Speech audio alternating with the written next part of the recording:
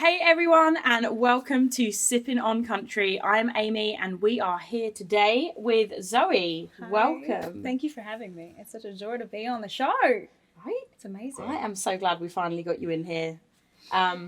It's been a minute, hasn't it, Yeah. since we've last caught up too. It's been a while. I think, you are also going to be the first person on the show that does not have an American accent. Oh my gosh. Yeah. Are you kidding? Okay. That's amazing. Yeah. Well, I'm even more honoured now. I didn't know that. That's amazing. And yeah, we're in a town full of so many multicultural people, so Yeah. I'm very honoured. Yeah, me and Zoe are both transplants. Different sides of the world, granted. Literally. So you're from Australia? Yeah, originally. So I was born in Tasmania, down the very southern part of Australia. So we're both from the south still. We're both from the south, technically. Yeah, you're from the south too. Yeah. That's right. I mean, you can tell by our accents, clearly. So, yeah, I was raised down there in Tassie for a long time, and it was really isolated where we lived. We lived about 6 hours from anywhere that looked like a proper city. And it was an amazing childhood. I get to race motorbikes for most of my childhood, which I loved. I really wanted to go pro with that. I was very, very sure that was going to happen. And then somewhere along the line, music found me, and I kind of started writing songs. I picked up my dad's guitar and I started playing a couple of, I didn't really know any chords, so he showed me a couple of chords, and he's like, I want you to learn your own style, so, and that was really a wonderful way to let me evolve on my own in my own way, which was what his plan was all the way through, which is a great way to teach your kids, I think. But I started writing songs, and one thing to another, I had a couple of friends get really badly hurt in the bike racing, and I got hurt in the bike racing, and I have a big scar on the back of my head from one of the accidents. One of them, I was a pretty good driver, so for anyone out there, that's my disclaimer. It was the other person. No. It's always the other person. Always the other person. It wasn't me. But so for a long time, that was like my plan. And then, I ended up, my family and I, we did a lot of traveling. And so around Australia, we'd built an RV, a 40-foot long RV that went about 20 miles an hour. It was the biggest, baddest, slowest thing you've ever seen in your life. And it was so ugly, but it was amazing. And we traveled around Australia for a couple of years, just getting to see the country. Because a lot of, you kind of live in such a beautiful place, but you never take the time to really go and see it and enjoy it and appreciate it. And so my parents were always like, well, we're gonna see our own place before we go out and see the rest of the world. I love that. It was a really great, it was a great thing. So my brothers and I were all homeschooled, which was fantastic, because you pull up in a new town and you're meeting new people and a new culture and, learning different parts of different languages and all sorts of stuff. And it was a really great way to grow up. And so after that and the bike riding and all of that, we ended up deciding to come to America for a few trips. And did a couple of trips back and forth. And I ended up getting my parents and convincing them to come to Nashville. Of course, because where else would you come to? Of course. Well, I'd seen the Neil Young documentary, and he was in Nashville. It was the what was it? It was the Harvest. I think it was the Harvest documentary. Okay. I think. Don't quote me on that. But we'll fact check it later. It was don't do that. My memory's like, what did I have for breakfast? I can't even remember. But I remember seeing that, and I was like, I have to go to Nashville. And at that point, I was really into music and singing, and just started figuring myself out. Starting to write a little bit, playing ukulele, sort of just starting on guitar. So I convinced them to come to Nashville. Of course, they're big music people as well, so it wasn't too hard to convince them, thankfully. And so we got to Nashville, and I managed to get a gig. I'd never really played before, and I managed to somehow talk my way into getting a gig at Bobby's Idol Hour.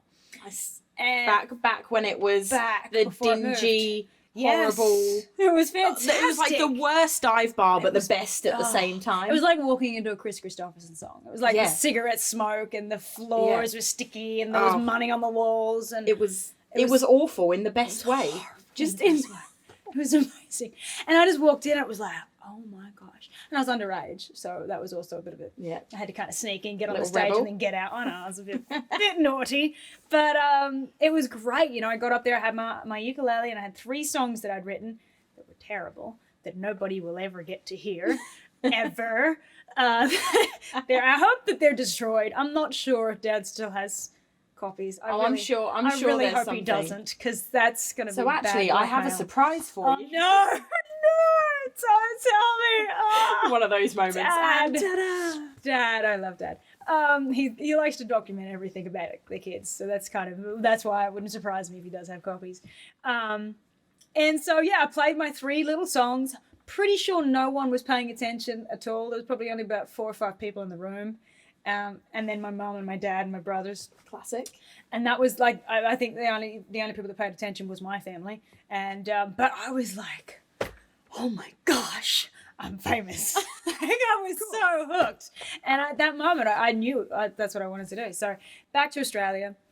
I kind of kept going at it for a while, a couple more years, learning to sing and kind of, because I didn't really have a voice when I was young. I did, but it was not really a proper, I wasn't one of those gifted kids that could be like, Right.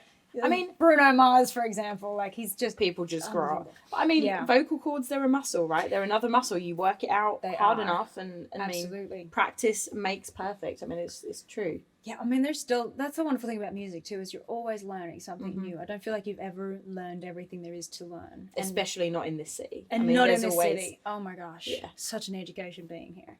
Yeah. And so from there, like, that was kind of a couple of years in of me just sort of writing and figuring that out. My parents, I think, wanted to make sure that it wasn't just some kind of phase I was going through, And they're like, well, you're getting really good at this, and obviously it's still something that you want to do.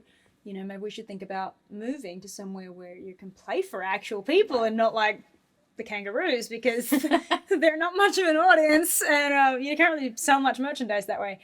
And so sure enough, being the traveling family that we were, they were like, well, let's, we can't go to the US because visa stuff's kind of tough, as we both well know. Yep, yes, we do. Y'all don't make it easy.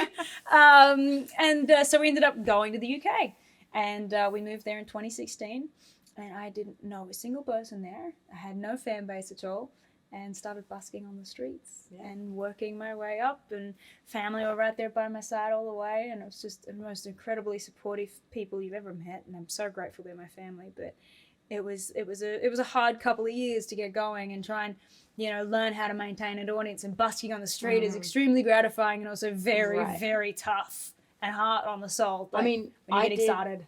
I was a London busker. I was a London busker for 2 years, which basically involved I had like specific plots that I would go to, but I'd play a lot of the train stations. But I actually think that of everything I've ever done musically, I feel like busking was probably one of the best things I could have done. Me too. I mean, it puts you in a situation where you're playing to people who, like, let's be honest, they don't care if you're there or not.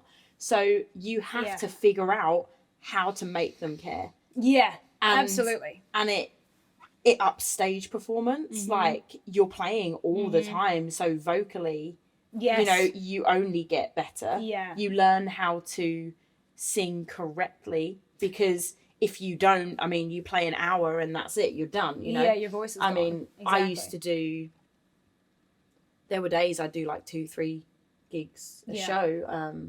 I'd go and I'd have a 4-hour busking slot. Yeah. And I think probably on average I'd do at least 10 of those a week. That's good. I was doing a pretty similar schedule for a while, but I was doing it up in Scotland and Edinburgh and Glasgow, which was. And I mean, you don't learn good technique.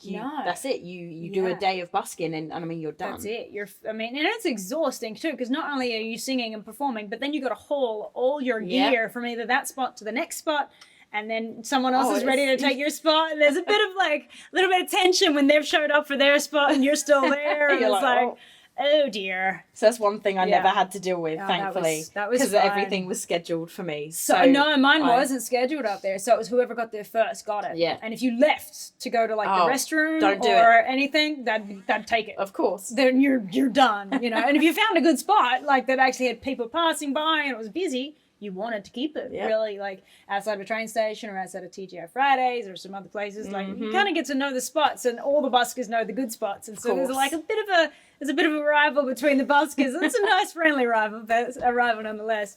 And I mean, the other thing too with it is not only is it really educational to teach you how to maintain an audience, but I mean, it's a hit and miss with that audience, because they're not going to probably, be fans of a female or fans of your kind of style of music or fans of any of it. So, you're really working hard to make sure that you're going to maintain that audience. And it taught me a lot about performing and keeping people entertained, because people are busy. Like they got no time to stand there and watch. If they've got a train to catch, like if you keep that audience for even a song, you know, that's an achievement. Especially now. Especially, you know, I mean, in the last decade, maybe you know, maybe a little longer, people don't have spare time. No.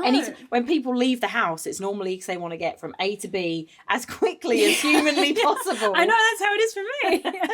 It's like, get home, sweatpants, I'm done. That's good. Yeah. So that was a huge education for me, and I still look at that with fond memories. But you know, it took a lot of time to finally go from there to start playing venues. And then, you know, I'd do the crossover of playing on the streets in the afternoon.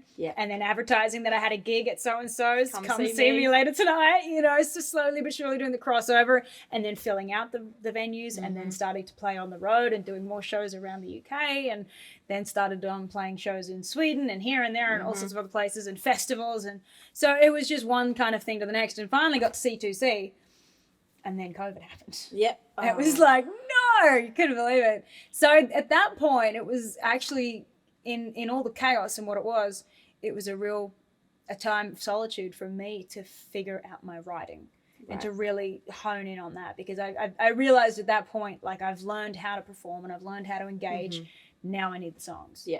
And you know about now being in Nashville as well, it's like all about the songs. You can never have enough songs, and good ones. Yeah, and I mean, and you have to have good ones, because there's so much competition that you can't. It is not enough to just have good vocals. It's not. You know, it's not enough just to be able to sing and play guitar. You have to have everything else that comes with it, and some. And now your social media and video editing and, you know, music videos and like all of it, you're doing all of that as well on your own. Unless you have thousands of dollars a month to spend, which we don't. You know, most artists are like struggling. Right. I mean, it's something that I talk about on the show all the time, is that now the pressure on independent artists is so much bigger than it has ever been. And I think that COVID opened up a lot of other avenues to be able to utilize, which I think was great. But on the flip side, it also made record labels lazier, because they're like, hey, we actually don't need to do this. Look at all these people who are able, you know, in 2 years have 500,000 followers that we didn't have to pay for or promote or do anything towards. Exactly. And that's happening a lot more now, you know, especially being in Nashville and being around all sorts of different artists and different labels and people. I am seeing that a lot, and it's interesting that that's the way that it's gone. You know, I saw an interview actually with Bruce Springsteen. I'm a big fan of Springsteen. But I saw an interview with him, and don't quote me because I'm like paraphrasing. Fact check. Fact check. But basically what he said in this interview was, you know, once upon a time when I was an artist coming up on the ranks, you would make a record, then you'd go and tour that record, then you'd come back and make another record and then go and tour it. That was the formula. He said, I don't really know now how it works. He said, if I was to try and come up as an artist at the moment, I just don't know how I'd do it. And, you know, to hear someone of that caliber say that about the industry that he's been involved in his whole life, essentially, says a lot about where the industry's at and what's going on. And, you know, why it's so, and it is very confusing for young artists coming up to try and figure out, what should I be doing? Should I be focusing on my songs? Should I be learning to perform? Should I be trying to be a TikTok artist? You know, should I be talking to labels and knocking on every door in town? Like, what do I do? And it's confusing. And it's like, there is no real rule book as much anymore. And it's tough. Yeah, I mean, I think, you know, when Bruce Springsteen was coming up and that era of music, it was, you know, you go out and play, you get scouted. And everything, I'm not saying everything just fell into place, not, you know, you still hard graft. Of course. But, I mean. But there was a formula to it that kind of, you knew what you needed to do to get to where you wanted to go. Whereas now it's like. There's so many, which again, I'm like, there's kind of pros and cons, right? Because now you have 10 different ways to make it. But you also have to, it's also you have to be like, which. Exactly. You start tangenting down this and then you jump here because this looks good and then that one looks good. And then you're just like, where am I 5 years into this? Like, you don't know. And I mean, you choose a path and then, you know, a couple of months later, all of a sudden, that's not, you know.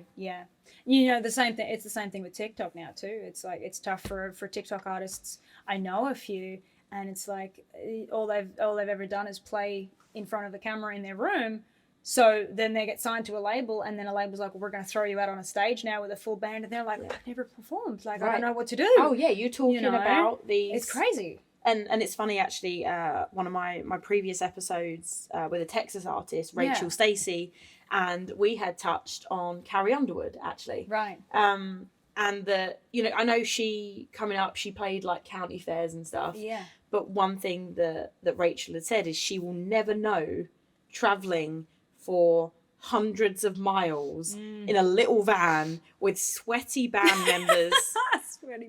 Like there's that's about as accurate a description as it is, by the way. That's and it's the same with the TikTokers. Not even in the sexy way, right? Just in the really just in the we all need a shower kind of way. We need to pull into a truck stop, which I have done. And take a shower. Yeah, that's funny. Or at least a wash in the sink. Anywhere, a wash in the sink. Oh gosh, this is the inside scoop on Life on the Road right here with Amy and me. Don't you all want to get into the business? Right. I'd say get into the nitty gritty, but that's like, no, it takes on a new meaning after talking about that sweat. Yep. This is turning into an entirely different podcast right now. Oh gosh, yes. That's funny. So, and I actually want to bring up the fact, going back to obviously being from Australia. Yeah. Country music is very big in Australia. Obviously you've got artists like Keith Urban. Everyone knows Keith Urban. Casey Chambers. Sarah Storer. Yeah. Slim Dusty. Yeah. There's so many amazing artists from out there. I think a lot of people are surprised, or I suppose it's getting to be more known now that the country music is a thing in Australia, but it has been for such a long time. And I think it's evolving even more now, very much like the British country music scene too, thanks to these like festivals and things that are bringing all these international artists across the pond, and kind of showcasing the Australian talent and the British talent in ways that had never happened before. Yeah. So I feel like that because it's so far away, it's sort of very isolated. Australia is so far away. you just don't really know that it's going on down there. But it is. I mean, in so many ways, Australia is very much like America, even in size, geographically speaking. If you take Australia's map and put it on top of America, it's almost the same size. It may even be a little bit bigger if you include Antarctica, because we do own a little bit of Antarctica. Technically speaking. Geography lesson, everyone. Geography lesson. There we are. And the other interesting fact about it too is that we have 26 million people in Australia. California has 36 million people. Just in the state. So take California, spread it out across America, and then take off 10 million. That's Australia. So to try and build an audience out there is really tough. Of course. Trying to bring people in. If you're not like a, Keith Urban, say, for example, and you haven't got that established name yet, and you're trying to bring people in from the sticks, it's tough. And I mean, to be fair, although, he did a lot of stuff in Australia, but ultimately his success came when he moved here. He had that backstop of the stuff he'd done with his band. So he had those couple of old albums, but moving here, that was what kickstarted his career. I mean, in reality, had he stayed in Australia, would he be as big as he is? Probably not. Maybe in Australia. But, same with Olivia Newton-John. It was the same thing for her too. When she left, she kind of, kicked down the doors for a figure of speech in America, and her career was, gigantic. And she was already well established in Australia, but that jump changed everything for her. And she did a lot in the country scene. She did, and she did a lot in the British scene too. So it's interesting when you look at it like that. I feel like Australia is very established. It's very hard to get the rest of the world to know about it, because it's so far away. It's all right, just get a roll on. Oh no, Neighbours finished, isn't it? There it is. We get a roll on Neighbours. There's been a few big acts from the Neighbours. Holly Valance, which anyone listening in the States, you're not going to have a clue who that is, I'm sure. Between that and Home and Away. Kylie Minogue. Anyone from Australia, actor, singer, guarantee you they started either on Neighbours or Home and Away. I think Claire Bowen started on there. I think Chris Hemsworth started on there. Yeah, all of them. Margot Robbie, I think she had she was on. She was Neighbours. She was Neighbours. Yeah. It's kind of the thing. It's kind of like if you want to break out, you kind of have to be on one of these shows, which is amazing, actually. Who's the Mentalist guy? Oh, goodness. Even Russell Crowe. Russell Crowe was... Yeah, that's right. I want to say Russell Crowe was Neighbours as well. I think you might be right. Damn, I should have done we should have done like a... We should know like a this quick stuff. fire. Quick fire. We should know this stuff. But the point being, Yeah, there we is a got off lot tangent. of this does occur from being on these sorts of shows. But it's definitely very hard to break. And even for myself, I've seen the difference in being here, you know, being in a city where there's so much creativity too. And that's, I mean, it's such a wonderful thing because everyone's so like-minded, you know. It's like, oh, you're a songwriter. Fantastic. Let's write a song. Whereas any other city I've lived in is like, oh, you're a songwriter. Really? How's that work? Right. And you're like having to explain it, you know. I It's used to get people all the time when I was doing music full time. Yeah. Same thing. You know, and I'd do shows in the evening and people would be like, oh, so like, what do you do for work? Yeah. I'm like, oh, I'm a musician. Like, this is what I do. And they're like, yeah, I know. But like, you know, what do you do like for your day job? That's funny. And I'm like, no, this is what I do. Like, this is my income. That's so funny. And the amount of people who would just be like, wow, what? Yeah. Like, that's clearly not a thing. I'm obviously mishearing you. That's so funny. I mean, yeah, it's hard outside of places that are that have that creative mind, and that's one of the things that is so great with Nashville is that everyone here understands it. You know, when you say I'm a songwriter, no one's laughing it off. No. You know, they're like, oh, who have you written for? Yeah, like can I hear some of your stuff? Yeah. Like, people are engaged from the get go, Absolutely. And that's really special. And as a creative, I think you need that that kind of influence and that kind of appreciation. It really goes. It can be really hard when you're trying, because ultimately you're trying to, you know, bring life to your passion. Absolutely. And when you are constantly coming across people who are just making it seem like a second-rate attempt at any, you know, it's hard. It takes the wind out of your sails. It really does. And it takes a lot to move past that and keep going. But here, it's everyone. Everyone's got that same kind of creative drive and like, well, let's go write a hit then. Right. You know, and I love that because it just makes you want to get better. And that's the wonderful thing about music is that you are every day waking up, at least I am, and wanting to be better. And that, I mean, I don't know any other career where you can just constantly do that and constantly keep achieving that. Yeah. You know, constantly keep working at your craft and constantly keep getting better at it. And there is so much to learn. And especially around these people that are in this town, you know, the veterans of music that are here and the legends. You never know who you're going to run into. No, I was actually sitting at a cafe the other day and Lyle Lovett was sitting next to me having, you know, just having breakfast. I'm like, gosh, I love this town. This is the best town ever, you know. But like that kind of stuff just happens and you know, and people are willing to take a chance on you in this town, which I've been very grateful for. They're willing to take a chance on me. And when I say take a chance, I mean write with me or work with me or, you know, put me on at their venue or whatever the case might be. And I'm extremely grateful for that because that's how you continue to evolve and get better. And even if at the time you think it's great and then, you know, you look back a year later and go, oh, that could have been better. Also, you're constantly always getting better, you know, and you don't realize it at the time until you look back and go, actually, it wasn't so bad. Right. You know. But, and when you're here, you're in front of these people all of the time.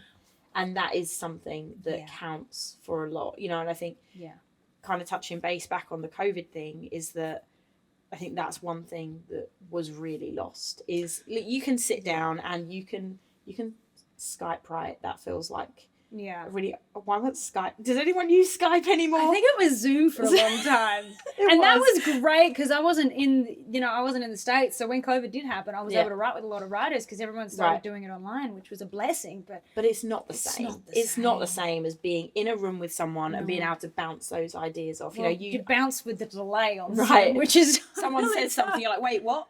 No, I didn't catch. What was that? Did line? you repeat that melody? Because it just kind of echoed back to me. And then they're like, oh, this is no. It was off the top of my head. Did you not hear it? I don't have it anymore. Exactly. Or the internet goes down and then you lose a line that probably would have been the crucial part of the song. So I mean that definitely was terrible. Was a kicker. That was terrible. But being able to be here and be in the rooms. I mean, it's amazing. What would you say is the biggest challenge that you've had to overcome since moving here? You know, I think probably learning to write with other writers actually, because prior to moving here, I hadn't written a lot with other people. And it's tough to kind of sit back in the room and let the ideas happen. Because at the end of the day, it's the best idea that gets in the song. You know, you can't have an ego about it. You can't really be like, well, this is my song and I'm going to do it my way, because what's the point? Right. You know, you're in the room with these amazing people because you're all there to make something amazing together.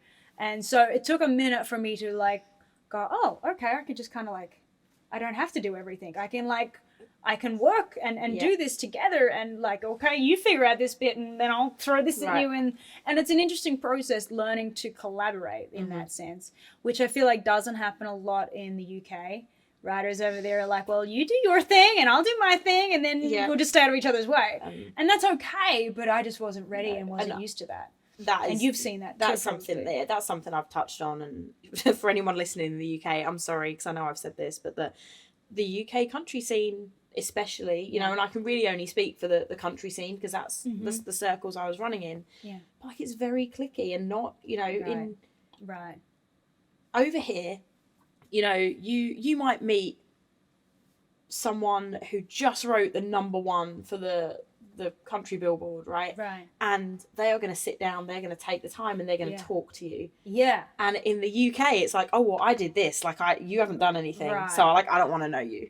There is a difference in the mentality completely. It is very, very different. You know, and that doesn't go for everyone. You know, it doesn't. I think what it is too is in this town is it's so used to having people go from nothing to become the next Taylor Swift.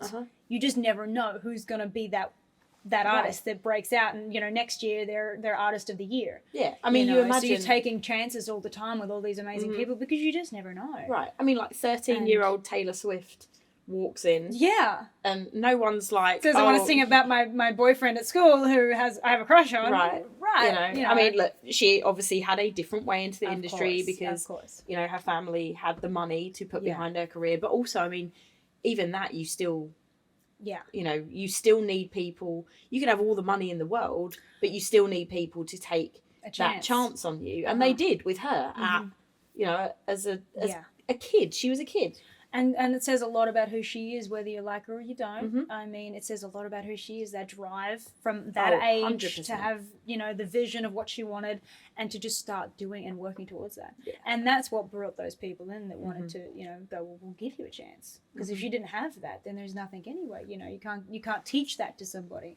And and I see that a lot in this town. There's a lot of that drive and ambition. And that's, I think, what keeps this town fueled and alive, and I'm so grateful to be around that energy. I had I don't know if you know Ava Page. I had Ava on the show a few episodes ago, and we were just talking, you know, about she started very young, and she made a comment about how, like, at 10 years old, she was like, you know, I was just focusing on doing music and stuff.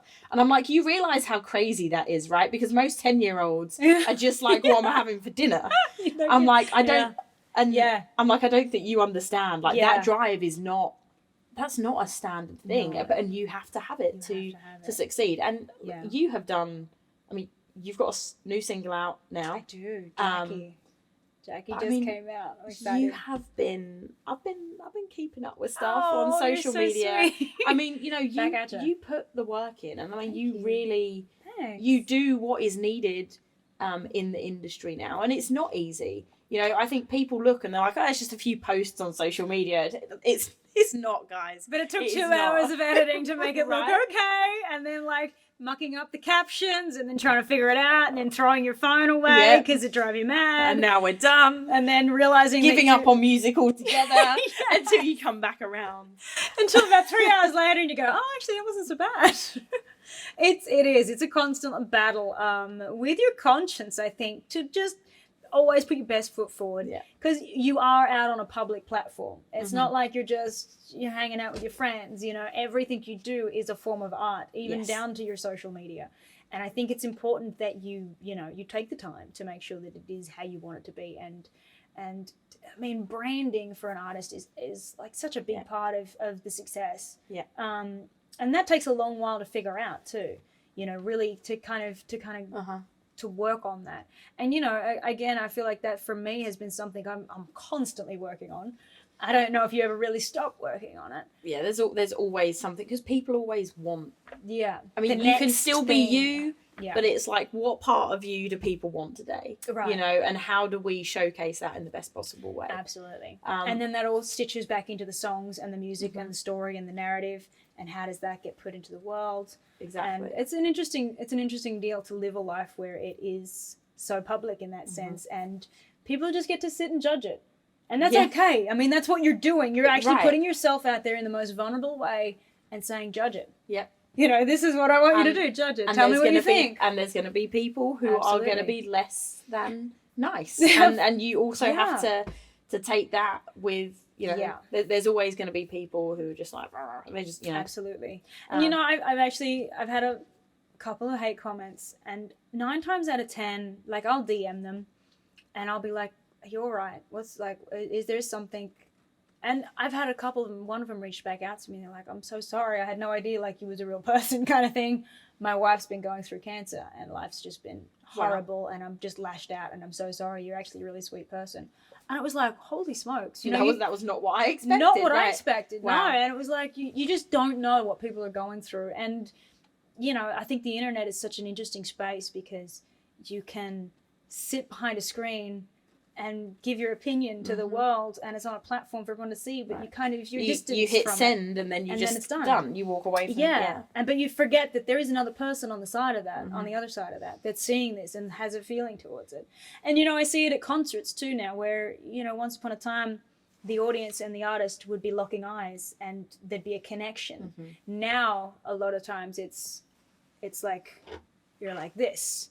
And then there's the artist, and you're looking through the phone at the artist. And that's okay. Like, I've done it myself. Right, I get it. You want to capture it.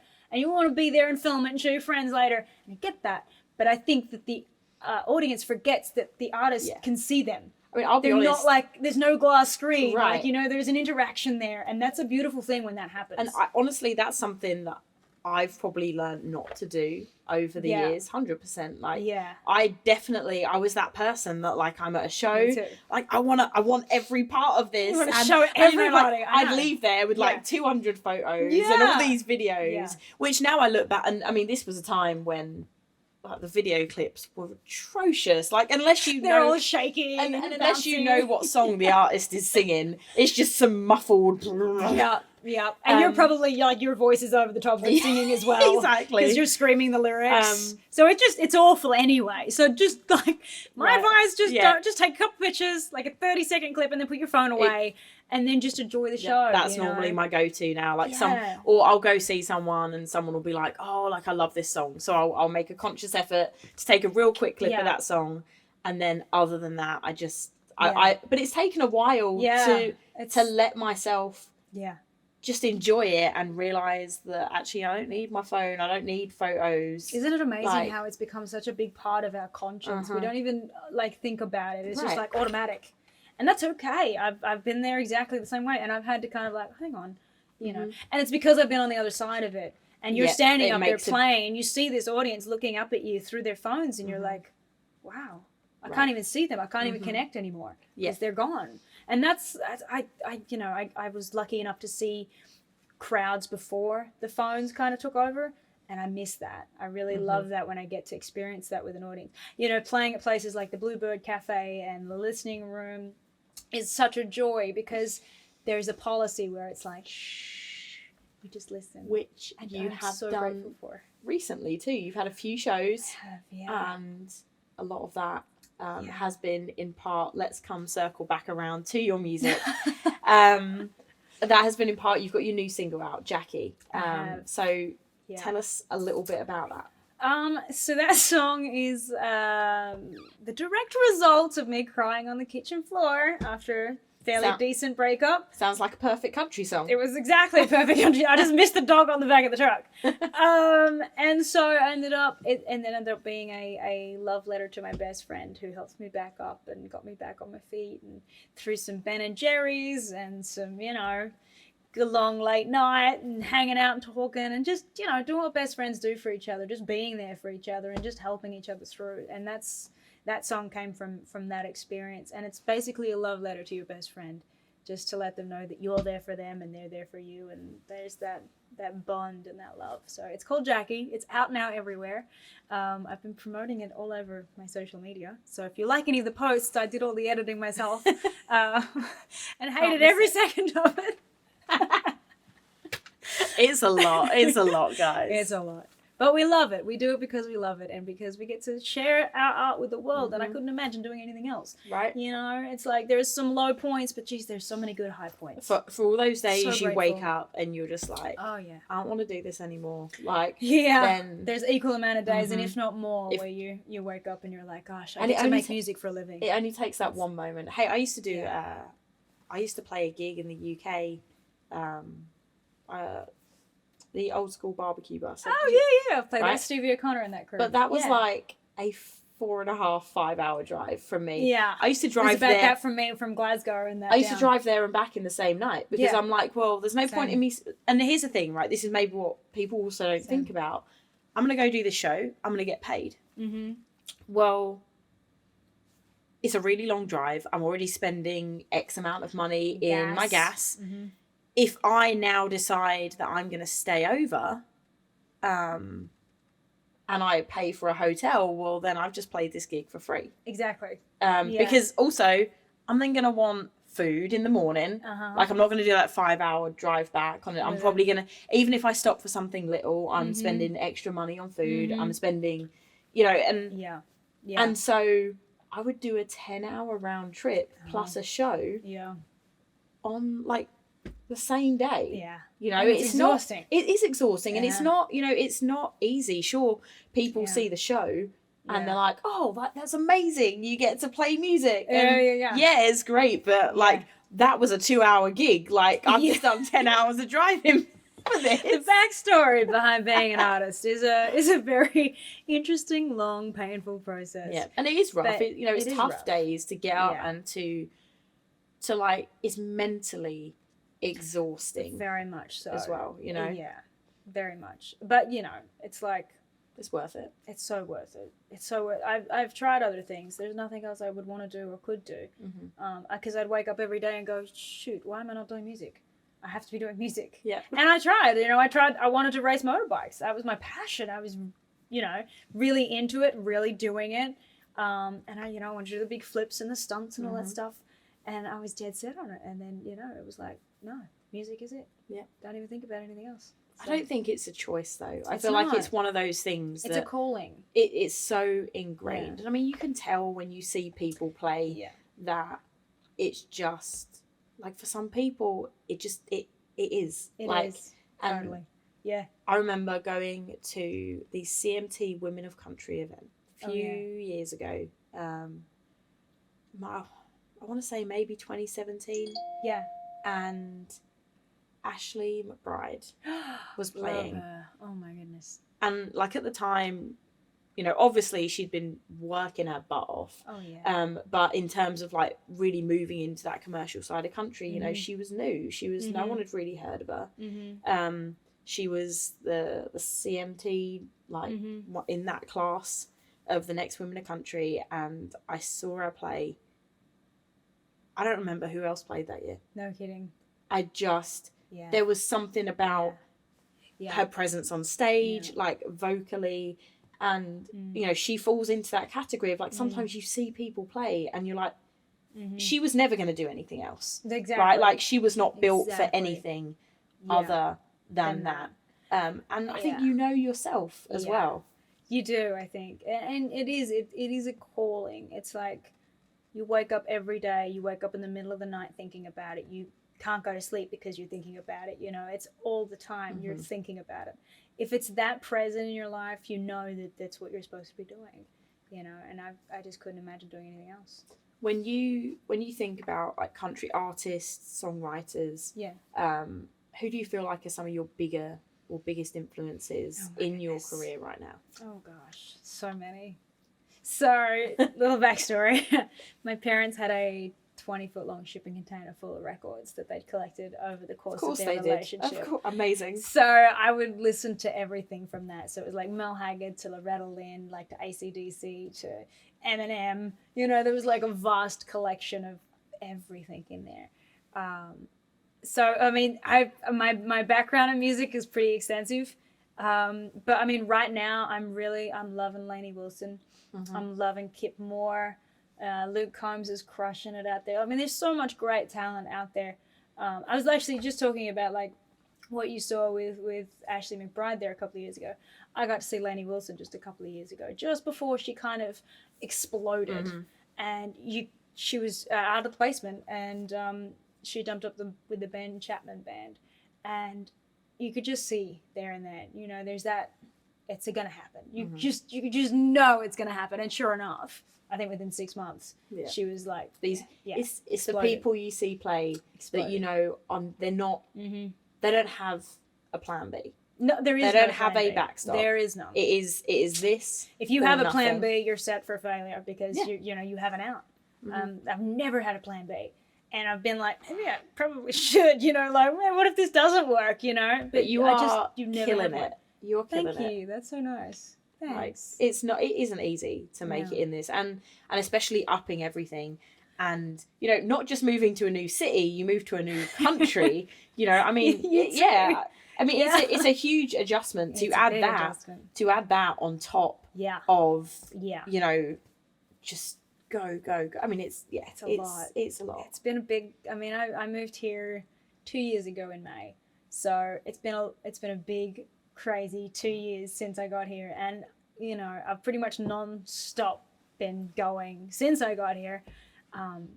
But there's been so much amazing stuff that's come and happened, and the people that I've worked with, and the songs that I've written, and you know, just being able to be here and just, I mean, it's been a dream of mine to be in Nashville forever anyway. So just getting to be at this point is like, wow, you know, and it feels like it's just starting to like kind of find its feet. You know, as you say, moving to another country is a big deal because you've got a new culture to learn. Like there's so much different stuff to learn about, and I feel like as a group, Brits, Aussies, and Americans are all pretty linked anyhow.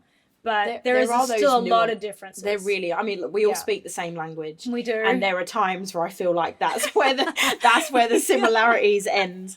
Yeah, that's so funny. I feel like I actually have had a couple of comments too. My accent softened since I've gotten here. I'm saying things like y'all now. Like, y'all. Yeah, no, I also say that. It's a good word. It sounds weird. It's a really good word. It is. It sounds weird when you say it like standalone. Right. But if you put it when it just goes into a sentence, it's perfect. I mean, it's perfect. Shortening. I know. Shortening stuff. I text it all the time as well. I do. And no one's ever said anything to me, but I swear people are like, "What do is you text it to your family?" No, they would crucify me. They'd rip me to shreds. So no, I consciously have never. Funny. See, this is the wonderful stuff you have to deal with when you're an international artist living abroad. You know, there's a lot of nuances. There's a lot of things. But I'm so grateful. And yeah, I've been really welcomed here. You know, it's been a journey. I'm getting to play Bridgestone this weekend, which is insane. Amazing. You know, so like all these different things within the time that I've been here, getting to play the Bluebird and getting to write with this one and that one, and like so many different doors that just keep opening, and I'm just extremely grateful. But for it all. They're not just opening for no reason. I mean, like you're turning the handle, you know, like it doesn't. True. Nothing is going to come to anyone if you're just sitting there and you're waiting for it to happen. Yeah, you have to go out and get it. Yeah, so that is a testament to how hard you have been working. So do not make sure you know that. It's all that good social media stuff I've been doing. I mean, all that editing, man. Like it's finally hours paying and off, hours you know for that what 5-second clip. You know those TikTok transitions are so hard. Yeah, I've just made one and I was doing it the other day. I reckon I did about 30 tries at this thing to get it right, and I got a lot of people at the end like, "Wow, how did you do that?" I'm like, "Don't even ask. Can't even. Don't even ask. You don't want to see the unedited versions of my transitions because I'm just terrible. That's like a full-time gig. Oh yeah, being an influencer and doing all that stuff. I'm like, oh my gosh. I thought it'd be easy to try and like start a trend. Yeah. It's not. There's a reason I don't do it. It's not easy, man. That's tough. That's a lot of work. It's a whole nother career. So I take my hat off to you guys as well. That's a big one. That's awesome. So is there anyone in town that you have that you're kind of set on working with that you haven't had a chance to yet? You know, I'd love to work with Kip Moore. I'm a big Kip Moore fan. I think so we'll make that happen. We'll make that happen, Kip. Number one. If you're watching, cool. I got a couple of songs. We need to talk. You know, and Lainey Wilson, she's just been crushing it out there. I'd love to work with her too. But, you know, it's like we all are in very similar circles as well. Mm-hmm. So, you know, you just never know. Everyone knows everyone. This you know, it's this big. It really is. It really is. There's a lot of people here, but I mean, you know, I mean, like you said, you were having breakfast the other day, and Lyle Lovett was there. I mean, honestly, would he have cared if you'd have got up and been like, hey? Probably not. Probably not. But there, I feel like there is a code of ethic, an unspoken code of ethic in Nashville where people just leave each other be. Yeah. And that's one of the wonderful things about Nashville, I think, where artists just feel like they can be themselves in their own home. But I feel like that does also open the door to... If you really did want to go and say hi to someone, they also don't care because it doesn't happen all the time. Exactly. You know, 9 times out of 10, they go out for lunch, breakfast, whatever. Yeah. And they're not bothered. So, you know, the one person that comes up and is like, hey, I'm really, and, you know, hey, I'm really sorry. Like, I don't mean to interrupt, but I just wanted to say hi. Yeah. And I feel like rather than being irritated by it, there is an appreciation of, you know, like, thank you. And, and also, you know, you just don't stay too long. Don't overstay your welcome. Don't say overstay hi. Your welcome. Do your say thing hi and then bye. And leave. But yeah, absolutely. That's one of the great things about the town is there's that mutual understanding. I think between fans and between artists as well alike. It's very, and you know, the other wonderful thing about this town is that other artists and other players and other musicians and writers are all fans of each other. Yes. So, and that's a wonderful thing because, you know, you're a fan of your idol sitting, you know, you're sitting next to your idol and you're like, well, we're working together. By the way, like, you're a legend and I'm here because of you. You know what I mean? And that happens so often as well. But it's a reciprocating thing. It's like, and to be around that kind of energy is fantastic because you just can't help but grow and be better and there's really no way to be immersed in that and somehow get like worse. You can, I was trying to think of another way to word it, but I mean you can because you just constantly you know everyone is the hype man. Absolutely. You know? And people are such great hangs in this town. I don't know if you've noticed that too. Like, everyone's so laid back. It's so easy to just hang with. And that's like half the thing. It's just being really fun to work with and fun to hang with. And that's it makes a huge difference. And that's, you're spending a lot of time together. If you're in a room writing, you're there for a few hours. If you're recording, you're there for sometimes days, weeks, whatever it might be.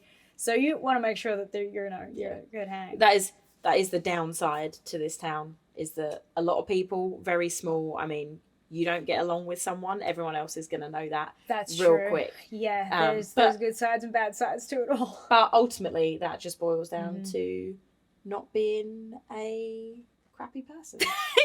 That's a really good way to put that. I mean, that's true. I mean, the people that are, you know, they don't stick around long. It doesn't. No, I've seen that as well. It doesn't really stick. And I think, you know, for better or worse, just always being your best self is the best option.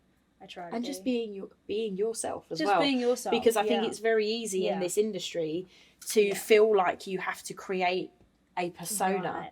You know, to what do people want? Right. But in reality, like, people want you. They do. Yeah. And I know that I've spoken about this a lot in even writing. So, you know, with your new single, for you, that was a very personal experience. You are writing that about a very specific person. Yeah. And when you sing that, I'm sure, like, that's what's running through your head. Yeah. But it's not unique to you. But by making it personal, people can listen to that song and feel every word and then go, hey, like, actually, this is my friend. Like, this is that person. And if you don't, if you try and go in and you write something that is not authentically you, that you're trying to force, absolutely, then, you know, I feel like people do not connect in the same way, if at all. You know, that's when you end up with a song that, you know, potentially just doesn't go anywhere. Actually, on the way here, Sam Hunt was on the radio with Bobby Bones, and they were talking about Body is a Back Road. And he said he went back and like rewrote that song, right? Well, he was like, it's probably one of my silliest songs. Really? That's funny. But That's funny. he also just had it, you know, he obviously had fun writing it, and it came from that place. You know, he wasn't trying to overthink it. Yeah. I feel like that is very, and also who you're working with. Like if you're collaborating with someone that you really just are having the best time with and you're vibing with, and that connection is there, the song is going to automatically have that same transparent authenticity to it, because that's the room and you're capturing whatever's in that room in the song. And I love when you're working with someone that you're just there together, and it's key fantastic as well. I mean, you look at some of the songwriting duos over the years. I mean, the ones that have the best relationships. I mean, it's hit after hit after hit. Do you feel like you have John Lennon? Right? Yeah, exactly. I mean, maybe this was not like the best example. I was going to say Carole King and Jerry Goffin. Okay, I mean, exactly. Not necessarily the best example of getting along with someone perfectly. But I know what you mean. I mean, they powerhouse duo when it came to songwriting. Hit after hit after hit. Elton John and Bernie Taupin. Exactly. So you find those connections and those things that just work. Do you feel like you found a person? I have found, yes, she is an absolute badass. Bonnie Diamond, she is my co-writer, producer, and we've been just smashing it in the studio lately, having the best time. I love that. And goofing off like absolute nut jobs. But having the greatest time and writing great songs, and just, you know, really we both see a very similar vision. Musically, we're on a very similar kind of path, and we wrote this Jackie here together, and which I'm going to make sure I link to, so people can go find that. Yes. And you know, it's been exactly that. We've just kind of clicked, and it took a while to kind of, and I've written with a bunch of other people, and there's definitely some great connections. But when you really find someone that you just vibe with, it's like a no-brainer. You're like, wow, we have to do this all the time, like non-stop. We just did a week of writing together and all day, and we're like, the weekend came, and we're like, we're gonna have withdrawals from each other, because like, you know, we're kind of like so close, and it's great because you do, when you're writing and you get really close with someone, you get to know their whole story and their love life and their like history, and you have to be able to pour everything out. It's like writing session or therapy session. Sort of the same thing. I mean, there's always usually a couch in a writing room, so someone's laying down and kind of doing the talking, and the other one's asking the questions. And then you flip. Right. And someone's taking notes, and then a guitar gets brought out. Equal opportunities here, guys. Absolutely. Songwriting is complete therapy. I totally believe that. That's what it is. It's an amazing gift to be able to, as a songwriter, take your emotions and put them into music and give them to the world. And just, you know, hope that somewhere along the line it either helps someone, or they resonate with it, or it just, you know, it takes on a life of its own. Because at that point, it's no longer yours, it's everybody's. And it's a gift to be able to do that. I love that. I think it's hard sometimes when you're writing stuff that's so personal to be able to just let it go. But also probably one of the most important things to be able to do as an artist. On release day, every single time I'm like, oh gosh, should I be doing this? Am I putting out the right thing? Should I not do it? Like, you have this whole like process, and then it goes out and it's midnight and you're like, oh my gosh, it's out. I hope they don't hate it. Like, you know, you go through this turmoil of emotions, and then you finally put it out and it's like, okay, next song. Yeah. Like no longer is it even in my mind anymore. I'm just like, next song. And that, I think, is it's crazy, because you probably don't even think it's like that, but you're constantly looking for the next thing and the next thing and the next thing, because you want to keep, that's the artistic brain, I think. You're just never not looking for the next hit, essentially. Which perfectly leads into... Oh, we planned this, right? No, we didn't. What is coming up for you? So you've got the single is out now, but I mean, out now you have to have that plan. Now I'm touring on it. We're coming to every city near you. There we go. No, kind of like, pretty much working back in the studio on my new record, which I haven't really got any plans to announce yet, or any dates or anything of such. It's in the ether. It's in the ether. It's happening. I'm working on lots of new music, so there will be plenty more coming, but at the moment Jackie's out, getting ready for Bridgestone this weekend, and then going to be, you know, just slowly but surely putting out some of this other new stuff that I'm working on. So. And we will make sure we share it all. Aww, thank you. As for the album, now you're just going to have to make sure that you go follow her everywhere so that you can keep track and know when it's happening. Absolutely. So everything you can find online from me is Zoee Music. My website is zoemusic.com. Zoe with 2 E's. Zoe with 2 E's. That's it. That's me. Thank you. And yeah, I'm going to link everywhere. Everywhere. Well, and if you want to go and see my social pages and comment on my excellent social media posts and video editing, please feel free. My ego could use it. Yeah. There we go. Thank you so much. They're very fragile as musicians. So we are. Fine. We're fragile little butterflies. We need as much love as we can get. It's a vulnerable place to be, but rewarding. You know, sometimes. Absolutely. Sometimes. No. Sometimes, all the time. Most of the time. Some of the time. Okay, I'm gonna. But thank you so much for coming in. It's been a joy to catch up finally. It's been so long. I suspect there will be drinks in the future. I hope so. I'm not condoning drinking. Am I? No, maybe I am. Sippin' I take on it country. back. I'm definitely condoning drinking. Well, it doesn't have to be alcohol. It doesn't have to be. No, Sippin' on Country right there like that. We could be doing that. That's it. Drink it up. I Cup know what that was. Cup of tea is always a good option. I usually do a tea before bed every night. Perfect. Mm-hmm. Love it. So, there you go.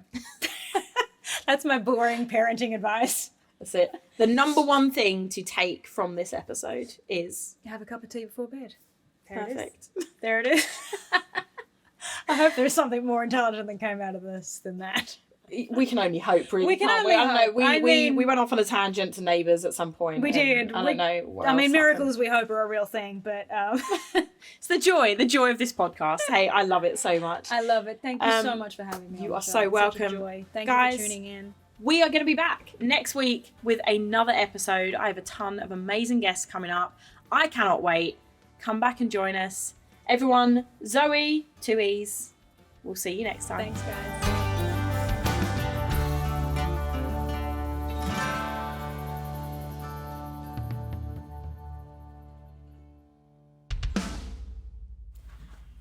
Recorded at 2300 Studios in Nashville, Tennessee. Original theme music by Gary Wood.